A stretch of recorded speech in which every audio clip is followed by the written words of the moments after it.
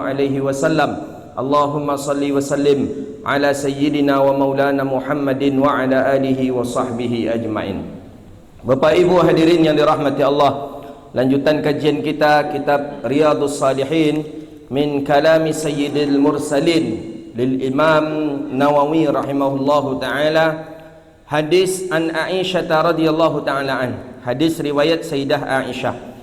Hadis sebelumnya hadis tentang seseorang yang ingin hijrah ke Madinah, minta izin dia ke Rasulullah sallallahu alaihi wasallam. Kata baginda Nabi, tidak ada izin bagiku kecuali setelah izin orang tuamu, kata Rasulullah sallallahu alaihi wasallam.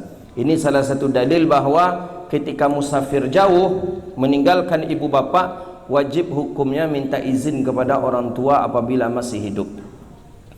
Lanjutan hadis hari ini an Aisyah radhiyallahu taala anha. Sayyidah Aisyah meriwayatkan hadis radhiyallahu taala anha. Sayyidah Aisyah isteri baginda Nabi sallallahu alaihi wasallam.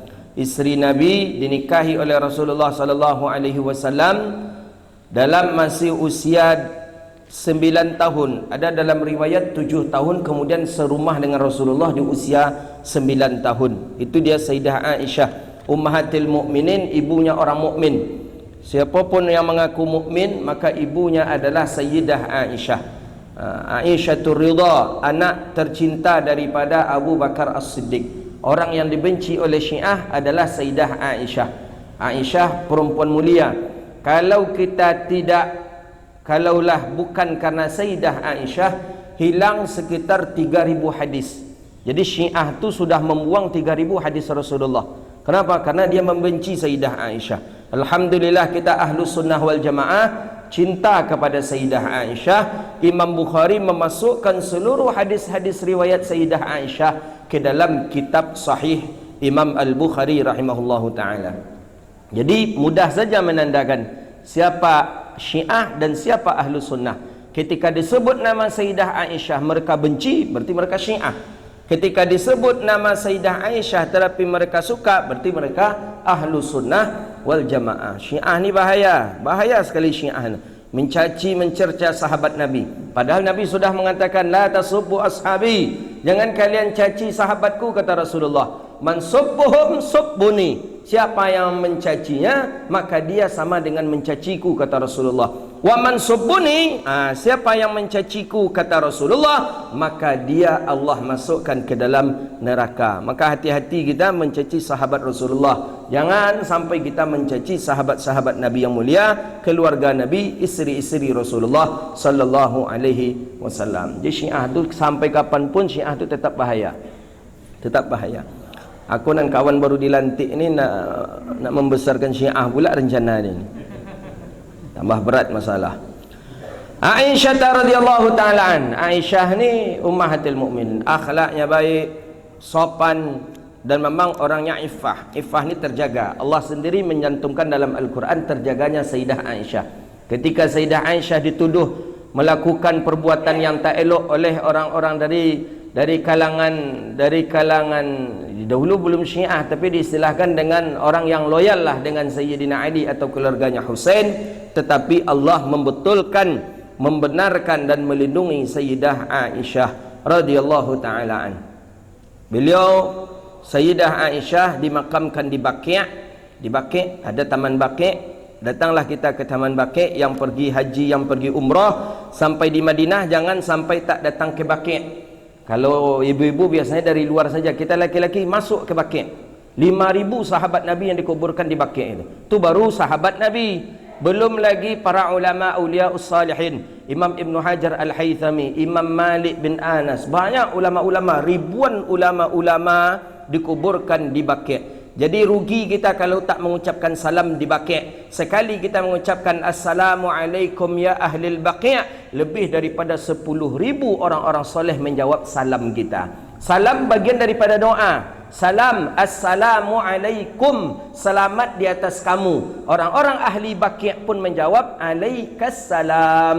Cuman kenapa tak terdengar? Ya, kata baginda Nabi, lau sami'tumuhun ajibahum, kalau engkau mendengar daripada jawaban salamnya orang-orang ahli Baqi', maka engkau akan lari ketakutan. Ya, karena yang menjawab tu orang meninggal dunia, sudah dikubur. Cuman yakinkah kita menjawab beliau-beliau itu menjawab salam? Yakin. Siapa yang mengatakan? Baginda Rasulullah sallallahu alaihi wasallam.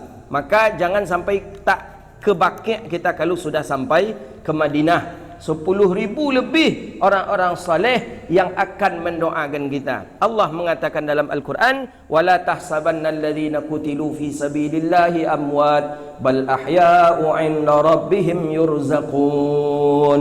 Jangan kalian sangka orang-orang yang jihad fi sabilillah, orang-orang yang meninggal di jalan Allah, mereka itu mati. Tidak, kata Allah, bal ahya', akan tetapi mereka hidup. Maka itu salah satu bagian daripada amalan Ahlus Sunnah wal Jamaah, ada ziarah kubur. Jadi bagi-bagi teman-teman kita yang Wahaboy, yang Salafoy itu tak ada ziarah kubur. Jadi adalah kita bawa jamaah umrah. Jadi skedul acara kita, kegiatan kita hari itu jalan ke Uhud. Nanti setelah ke Uhud kita ke Bustan. Bustan ini kebun kurma. Setelah itu ba'da asar nanti kita sampaikan ke jamaah yang kita bawa umrah. Kemudian nanti sore ba'da asar kita jalan ke Museum Madinah. Setelah dari museum itu nanti kita ziarah ke Taman Jannatul Baqi', surganya orang ahli Baqi'. Jadi ada dari kalangan Salafi ini, Ustaz, kami mungkin tidak pergi ke Baqi' itu Ustaz. Jadi kami sampai museum sajalah, kata dia. Jadi dari museum nanti kami langsung balik ke hotel, kami tidak ke Baqi'. Kenapa kau tak ke Baqi'? Tidak Ustaz, Ustaz kami waktu di Pekanbaru mengajarkan kami tak boleh ziarah kubur. Mulai masuk. Jadi kata dia tak boleh ziarah kubur. Ziarah kubur ini bid'ah. Jadi tak boleh ziarah kubur dan bisa kita syirik nanti kalau meminta-minta ke kuburan. Ini dia. Kita sampaikan hadis Nabi. Nabi setiap pagi ziarah ke Baqi'. Dalam hadis Muslim, Nabi setiap pagi setelah selesai solat subuh ni, Nabi berjalan ke Baqi', pergi ziarah kubur. Itulah dalam riwayat itu Nabi mengucapkan salam, Assalamualaikum ya ahlil Baqi' ghardaqa, kata Rasulullah. Allahumma ufir li ahlil Baqi'. Anak Nabi ada di Baqi', isteri-isteri Nabi ada di Baqi', dikuburkan. Nabi setiap, kira-kira amalan yang diamalkan Nabi apakah itu bid'ah? Tidak. Jadi saya bilang saja, kalau memang tidak mau ya tidak apa-apa, silahkan saja, kita tidak memaksa. Memang tak pergi dia, tak pergi dia. Jadi ada yang agak keras sedikit pun, ziarah ke makam Nabi pun tak mau dia. Jadi karena ini kesalahan ustaz juga cara menyampaikannya ini. Tengok dulu kuburan itu kuburan siapa yang dilarang itu. Jangan umum kita memberikan, termasuk kuburan Rasulullah tidak kita ziarahi, rugi. Dalam riwayat hadis hukumnya hasan. Kata Nabi SAW, awal nuzilal Isa'u minas sama', awal nanti Nabi Isa turun dari langit, huwa dhara qabri, kata Rasulullah. Nabi Isa ziarah ke kuburku. Jadi awal mula Nabi Isa turun dari langit ke bumi, Nabi Isa langsung berziarah ke makam Rasulullah SAW. Itu Nabi sendiri mengatakan. Belum lagi dalam riwayat hadis mengatakan, man zara qabri wajabat lahu syafaati, siapa yang menziarahi kuburku maka dia wajib mendapatkan syafaatku. Banyak riwayat-riwayat hadis yang menjelaskan kita berziarah ke makam Rasulullah sallallahu alaihi wasallam. Jadi Sayyidah Aisyah ummahatil mukminin, ibunya orang-orang mukmin, Sayyidah Aisyah radhiyallahu taala an. Qala, kalau berbicara tentang Sayyidah Aisyah tak habis-habis, perempuan mulia, sehingga Syekhuna As-Sa'id Ramadan Al-Buti rahimahullahu ta'ala, Syekh Sa'id Ramadan Al-Buti, kalau ulama-ulama nasional, ulama internasional, ulama dunia mengatakan beliau ni Imam Ghazali di masanya. Nama beliau Syekh Sa'id Ramadan Al-Buti rahimahullah. Alhamdulillah Al-Fakir sempat belajar dengan beliau. Kata Syekhuna Sa'id Ramadan Al-Buti rahimahullah, Syekh Sa'id Ramadan Al-Buti ada mengarang satu buah kitab. Satu buah kitab yang kitab itu pembelaan beliau terhadap Sayyidah Aisyah. Jadi orang-orang Syiah mencaci Sayyidah Aisyah, menghina Sayyidah Aisyah. Syekh Sa'id Ramadan Al-Buti mengarang kitab membela Sayyidah Aisyah. Dibela Sayyidah Aisyah oleh Syekh Sa'id Ramadan Al-Buti. Setelah ditulis tebal kitab itu, dicetak kitab itu, dan belum kitab itu dijual di mana-mana, belum diizinkan untuk dijual oleh Syekh Sa'id Ramadan Al-Buti. Syekh Sa'id Ramadan Al-Buti punya anak perempuan di Riyadh. Syekh Said Ramadan Al-Buti di Syria. Syekh Said Ramadan Al-Buti di Syria, anak perempuannya di Riyadh, ikut suami kerja di Riyadh. Datanglah seorang perempuan yang tak dikenal sama sekali. Tak dikenal, tidak tahu sama sekali. Perempuan itu datang ke rumah anak perempuan Syekh Said Ramadan Al-Buti di Riyadh. Apa kata anak perempuan, apa kata perempuan yang datang ke anak Syekh Ramadan Al-Buti di Riyadh? Assalamualaikum.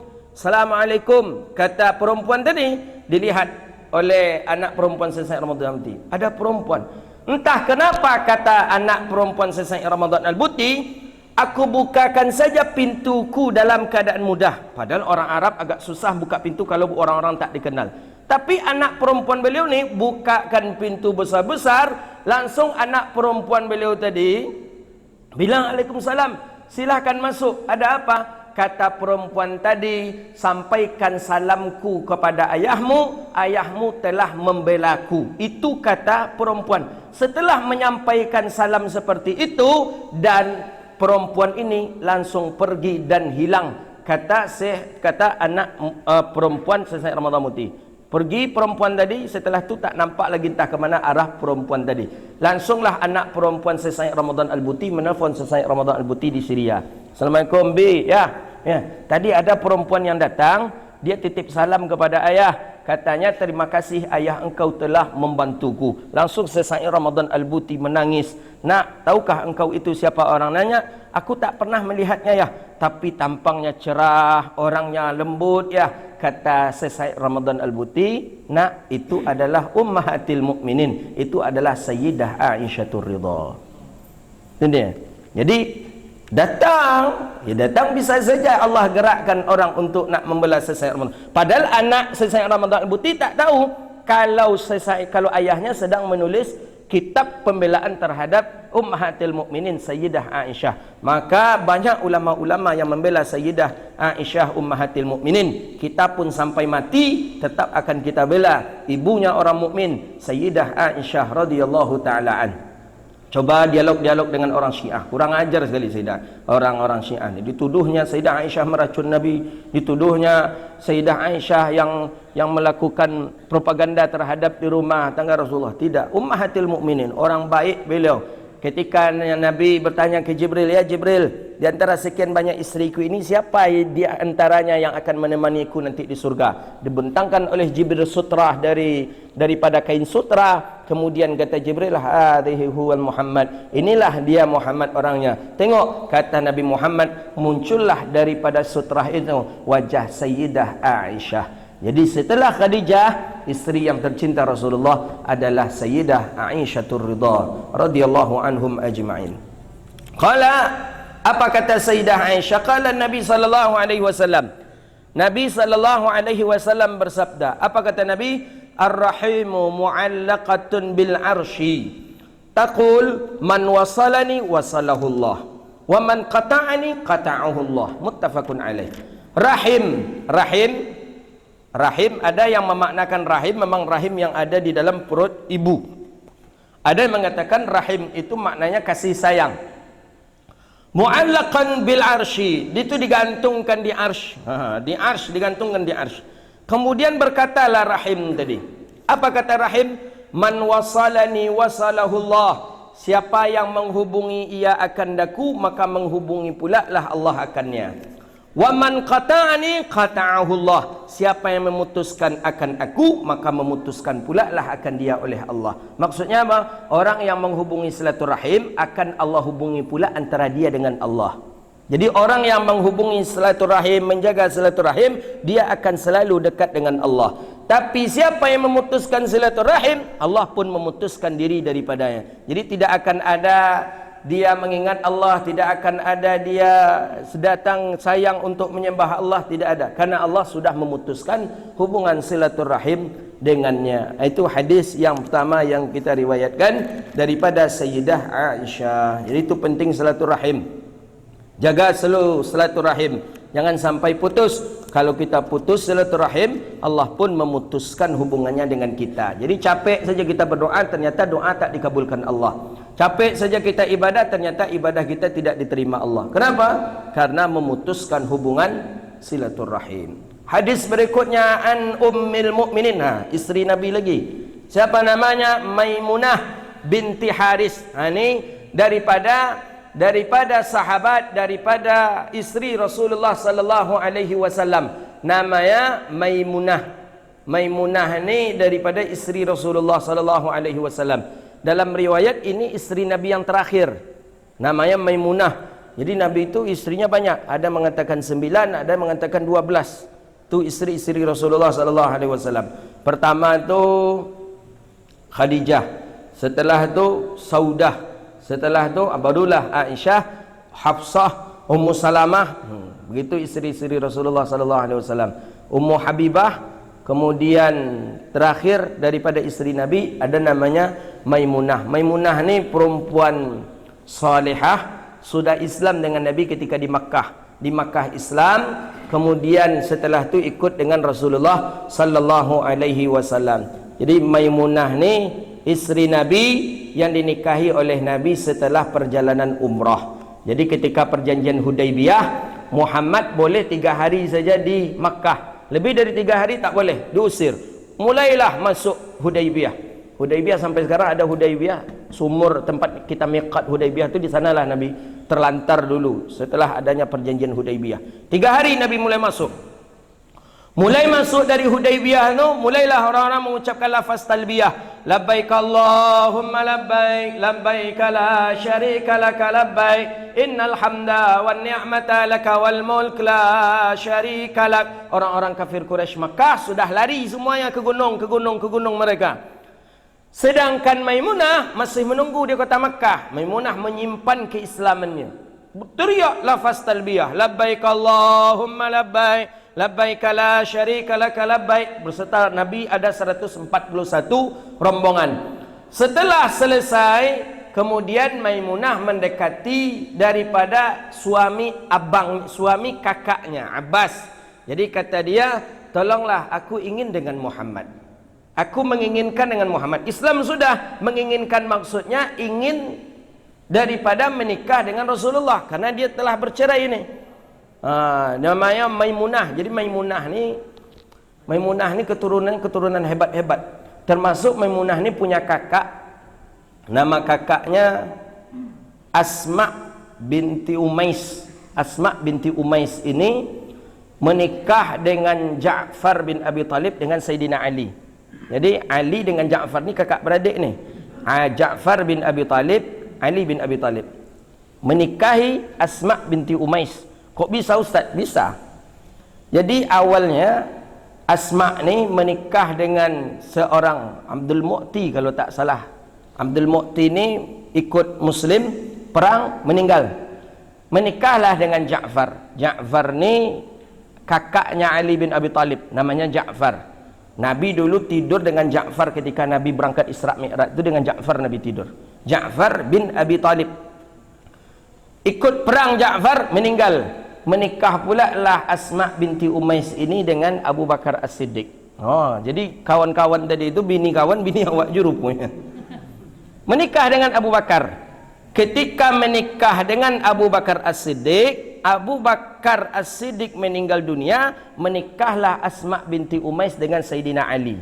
Jadi Asma ni pernah menikahi 4 laki-laki hebat. Pertama Abdul Mu'ti, kedua Ja'far bin Abi Talib, ketiga Abu Bakar As-Siddiq, keempat Sayyidina Ali karramallahu wajhah. Asma binti Umais ini kakak beradik dengan Maimunah isteri Rasulullah sallallahu alaihi wasallam. Jadi ketika Maimunah ingin menikah dengan Nabi, Nabi pun menerima pernikahannya, kemudian diberilah oleh Nabi mahar 400 dirham. 400 dirham maharnya Maimunah ni, isteri Nabi yang terakhir ni. 400 dirham itu sekitar berapa? 1 dirham, 1 dinar 10 dirham. 1 dirham itu 200.000. Karena 1 dinar 2 juta. Berarti 200.000 1 dirham kali 400. Berapa? 4 miliar.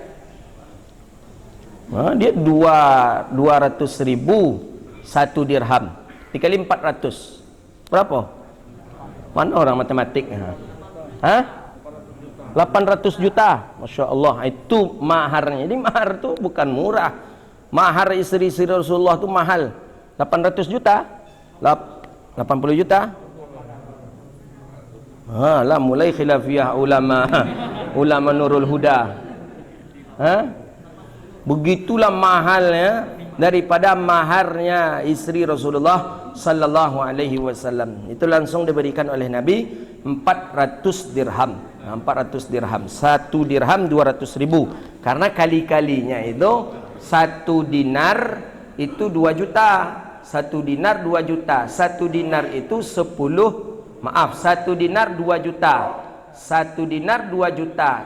1 dinar itu 10 dirham. Berarti 1 dirham 200.000. Gitu dia. Kalilah 400. Begitulah banyak maharnya. Jadi setelah selesai menikah, orang kafir Quraisy pun mulai mengusir Rasulullah. Muhammad, waktu engkau sudah selesai, waktu engkau sudah habis, engkau mesti balik lagi ke Madinah. Tak boleh engkau di Makkah. Kata Rasulullah sallallahu alaihi wasallam, boleh tak kalian tambah 1 hari saja? Kami hidangkan makanan untuk kalian, kata Rasulullah. Ini kampung saya, kata Nabi. Aku dilahirkan di sini. Aku ingin, kata Rasulullah, mengadakan walimatul urus, pesta perkawinan itu di sini, kata Rasulullah. Kami hidangkan makanan untuk kalian, kalian makan silakan, kata Rasulullah. Kami puaskan makanan kalian. Namanya orang kafir Quraisy, bencinya sudah di hati. Tak ada nampaknya kebaikan Nabi Muhammad. Enggak, Muhammad, engkau mesti balik lagi. Perjanjian cuma 3 hari, Muhammad. Nabi kalau memang tak mau, Nabi balik. Diajak oleh Rasulullah sallallahu alaihi wasallam balik. Ketika Nabi balik ke Madinah, itulah banyak dari kalangan kaum muslimin Makkah yang ikut balik. Ini mulai nih. Ini makanya akan terkuasai Makkah itu karena pertama kali Nabi perjanjian Hudaibiyah itulah. Banyak yang ikut dengan Rasulullah ke Madinah. Kami ikut dengan engkau ya Rasulullah, kami ikut dengan engkau Rasul. Karena orang kafir Quraisy sudah mulai ketakutan ini. Karena perjanjian saja sebenarnya. Kalau ingin dikuasai Makkah ketika itu bisa saja. Dengan lafaz-lafaz tarbiyah mereka sudah lari ke gunung-gunung. Bisa sebenarnya. Tapi Nabi tidak mau. Nabi ikut dengan perjanjian. Ya kalau memang itu kata Rasulullah sallallahu alaihi wasallam, ayo kita balik, kata baginda Nabi. Ada sekitar antara Makkah dan Madinah namanya Safra, kalau tak salah saya. Kalau tak salah kita berhenti bis kalau dari Madinah di Safra itu. Di Safra itulah Nabi melakukan walimatul urus, pesta perkawinan Rasulullah dengan istri beliau Maimunah. Jadi sampai Maimunah pun meninggal dunia, aku ingin dikuburkan di tempat aku berbulan madu dengan Rasulullah sallallahu alaihi wasallam. Jadi di Safra itulah dikuburkan istri Nabi namanya Maimunah. Itu dia. Perempuan yang baik, perempuan yang salihah, namanya Maimunah, istri baginda Rasulullah sallallahu alaihi wasallam. Dan itu pula yang terakhir istri Nabi dalam riwayat tak salah yang meninggal itu dia Maimunah binti Haris radhiyallahu taala anhu, ummahatil mukminin. Beliau yang meriwayatkan hadis yang kita baca ni. Tadi ibu orang mukmin juga, Sayyidah Aisyah. Ini ibu menyebut nama orang-orang baik itu pahala. Kita berharap kepada Allah nanti bisa berjumpa dengan orang-orang yang kita sebut namanya dalam setiap pekan. Kita sebut namanya dalam setiap hari. Oh Maimunah. Nanti di akhirat, oh itukah istri Rasulullah? Itukah sahabat Abu Sa'id Al-Khudri? Itukah sahabat Abu Bakar? Itu harapan kita. Hendaknya Allah jumpakan kita dengan orang-orang yang kita sebut namanya di dunia ini, insya-Allah. Apa bunyi hadis Nabi sallallahu alaihi wasallam? Kata Maimunah binti Haris radhiyallahu taala anha, annaha a'taqat wadidatan wa lam tasta'zini Nabi. Dia punya seorang budak hamba sahaya. Budak ni cara mendapatkannya bisa jadi dengan cara perang, bisa jadi dengan cara hibah, bisa jadi dengan cara jual beli, bisa jadi dengan cara warisan. Itu budak ni tak ada hari ini lagi, tak ada. Terakhir ada yang mengatakan budak itu terakhir di zamannya Imam Syafi'i, berarti tahun 200 Hijriah. Setelah tu tak ada lagi budak. Maka disertasi yang ditulis oleh seorang dosen yang di Jogja itu, nama Milkul Yamin. Dia kalau tak salah alasannya Milkul Yamin. Jadi boleh kata dia nikah dengan cara nikah Milkul Yamin dalam Al-Quran. Seorang perempuan datang ke laki-laki, Apa kata perempuan tadi? Malaktuka nafsi. Aku serahkan kepemilikan diriku ini kepada engkau. Kata perempuan tadi kepada laki-laki ini. Laki-laki ini menjawab, aku terima kepemilikan diri engkau. Maka tu sudah sah, tu sudah kawin katanya. Betul, itu tu ada, tapi dulu nikah dengan seorang budak, milkul yamin. Budak mengatakan, aku serahkan kepemilikanku dengan engkau wahai Sayyid penghulu. Kemudian Sayyid mengatakan, aku terima. Itu kalau milkul yamin, kalau itu seorang budak. Tapi mana ada perempuan-perempuan hari ini budak? Nah, ada perempuan-perempuan sekarang mulia, orang-orang merdeka, bukan budak, maka tak sah itu dulu. Jadi dia ni sebenarnya ingin melegalkan zina ni, ingin membolehkan zina, akhirnya dibuat seperti itu.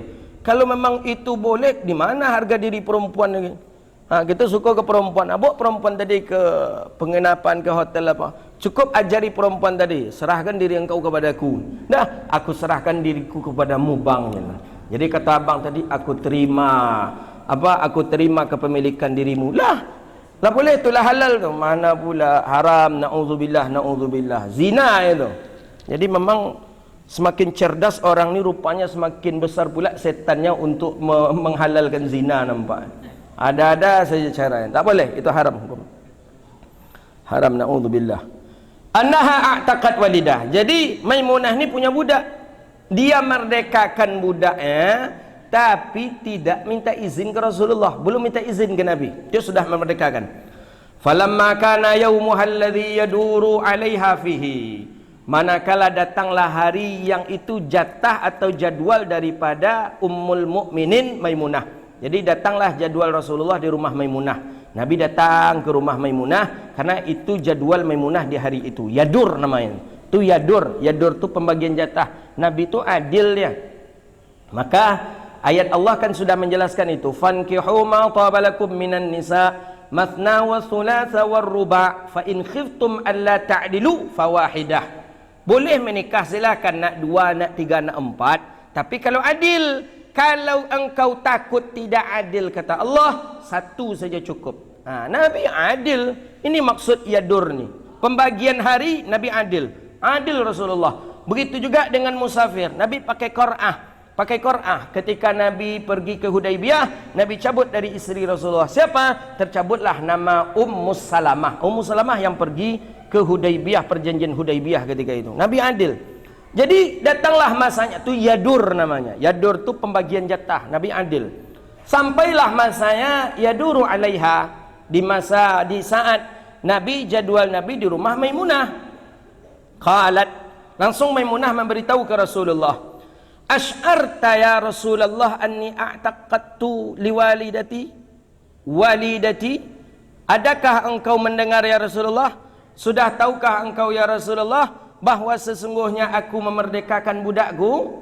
Qala au fa'alti, sudah engkau lakukan? Qala na'am, sudah ya Rasulullah, sudah aku lakukan ya Rasulullah. Apa kata baginda Nabi? Qala amma innaki law a'taitiha akhwalaka kana a'zama ajra laki. Kata baginda Nabi, kalau seandainya engkau sedekahkan dia, engkau berikan dia kepada keluarga engkau, kepada khawlah ini adalah daripada keluarga seibu, kana a'zma ajri, maka itu lebih besar pahala.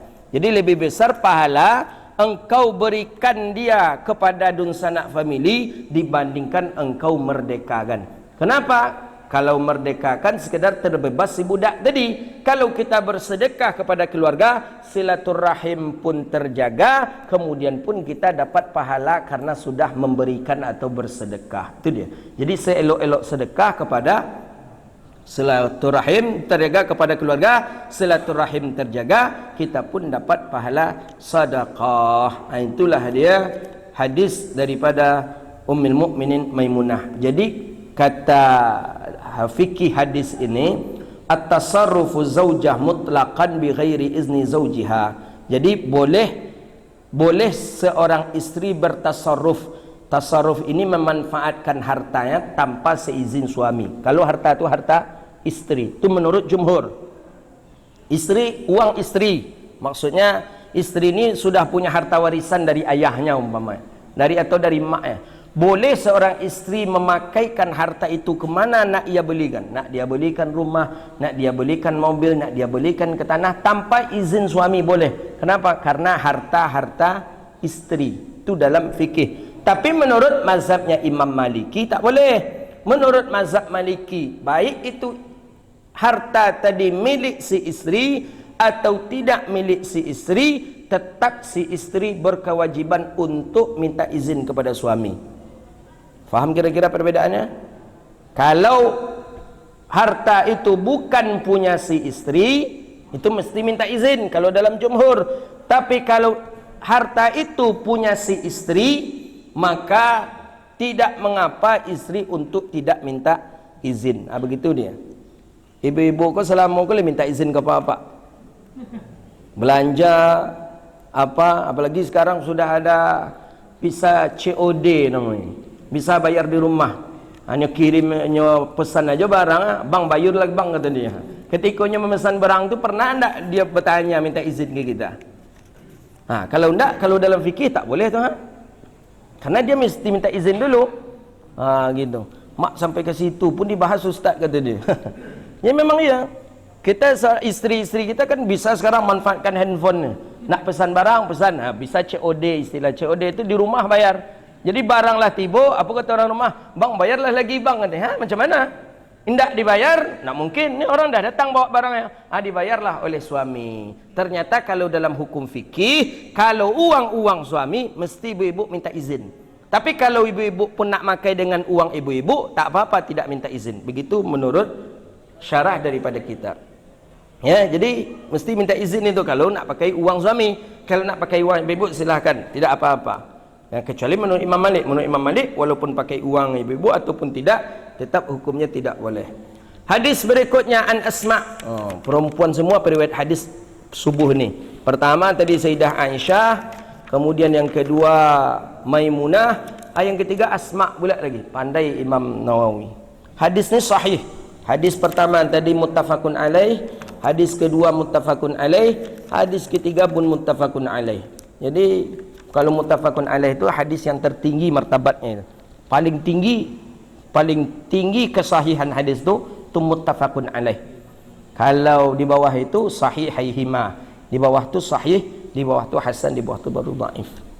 Hadis ketiga Asma lagi. Asma ini binti Abi Bakrin. Jadi Abu Bakar punya anak perempuan namanya Asma. Asma ini lebih besar daripada Sayyidah Aisyah 10 tahun. Ada yang mengatakan 15 tahun. Lebih tua Asma dibandingkan Sayyidah Aisyah. Beda ibu. Satu bapaknya Abu Bakar As-Siddiq. Asma binti Abu Bakar, Aisyah binti Abu Bakar As-Siddiq. Ibunya beda.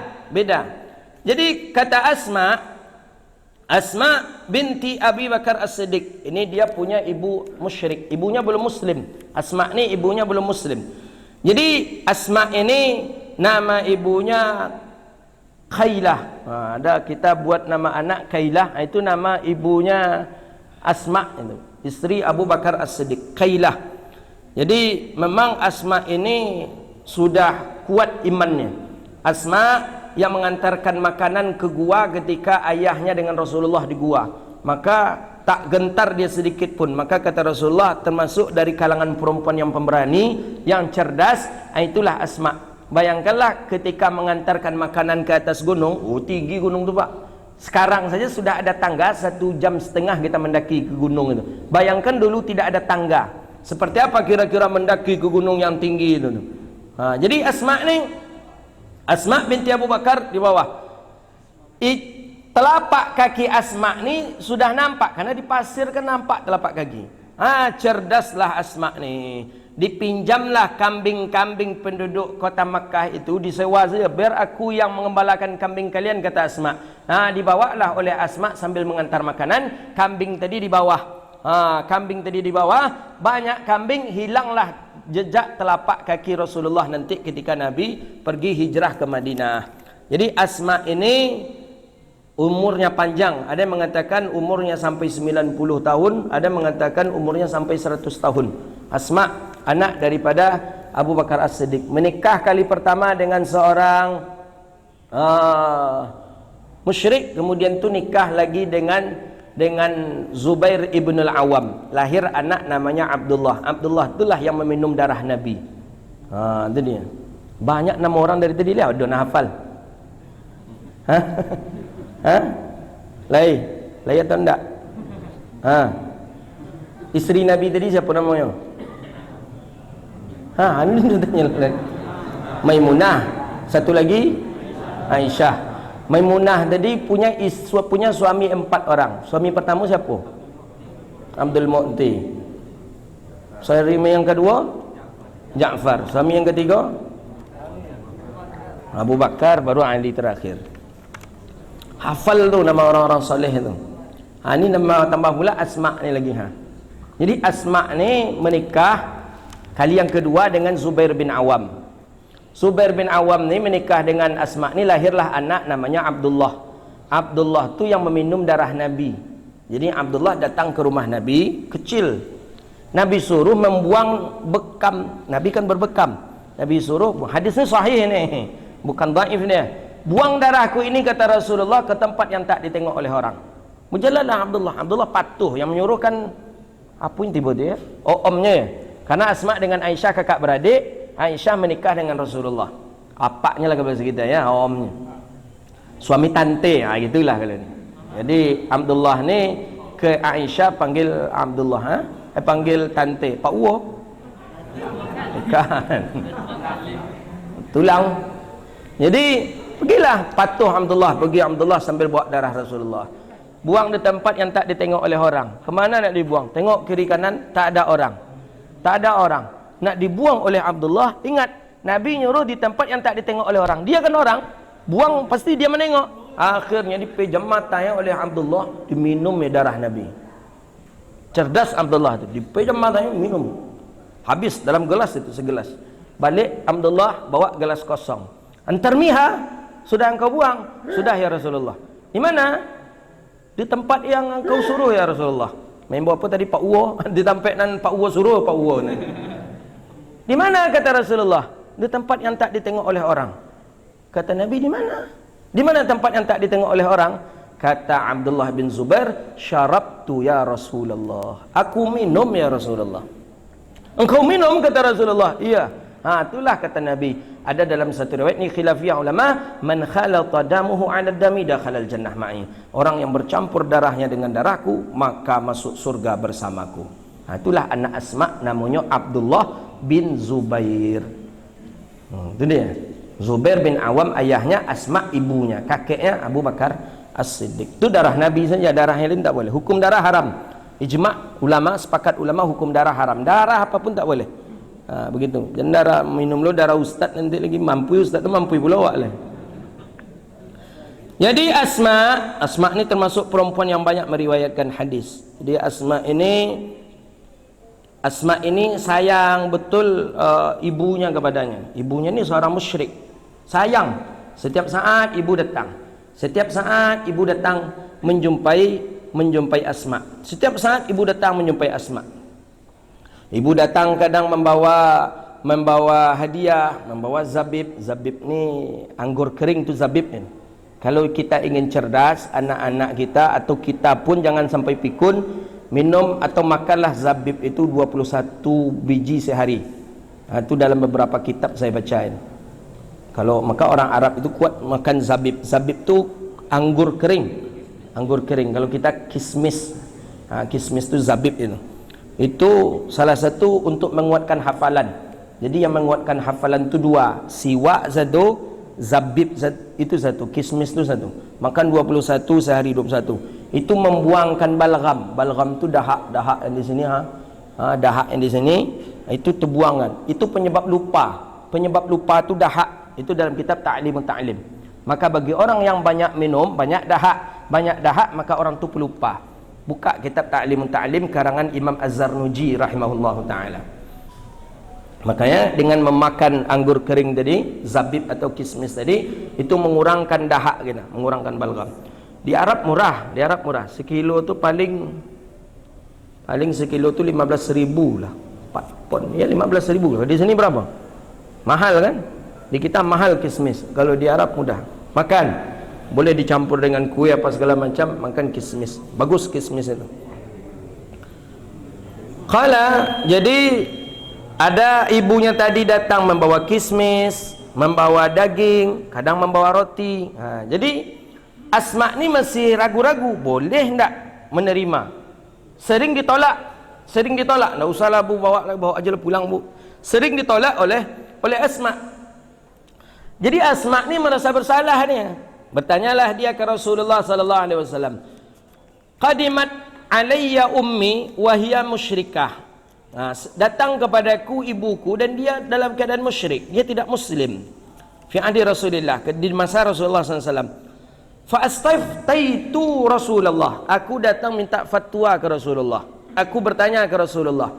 Qultu, aku kata ke Rasulullah, qadimat alayya ummi wa hiya raghibatun afasilu ummi. Ya Rasulullah, ibuku sering datang kepadaku ya Rasulullah, dan dia berharap akan kebaikan dan silaturahmi tetap terjaga. Afasilu ummi, apakah boleh aku menerimanya? Boleh aku menerima hadiah dari ibuku? Bolehkah aku tetap menghubungi silaturahim dengan ibuku ya Rasulullah? Qala, kata baginda Nabi, na'am, boleh. Sili ummik, kata baginda Nabi, selalulah engkau jaga dan engkau hubungi hubunganmu dengan ibu engkau. Jadi walaupun orang tua kita yazubillah musyrik, kafir, tetap hubungan itu boleh kita jaga, harus kita jaga. Begitu kata Rasulullah sallallahu alaihi wasallam. Dikasih kita hadiah, ambil. Dikasih kita makanan, makan, ya, selagi itu halal. Tapi kalau haram tentu kita menolak ya. Jadi tetap, makanya boleh mendoakan ibu bapa, kan sudah dalam riwayat hadis sebelumnya. Tapi yang tak boleh itu kalau seandainya ibu bapa tadi kafir. Kan itu kemarin dalam syarahan hadis.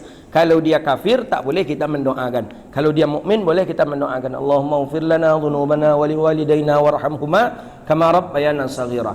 Tapi kalau dia seorang yang kafir, maka kita tidak boleh mendoakannya.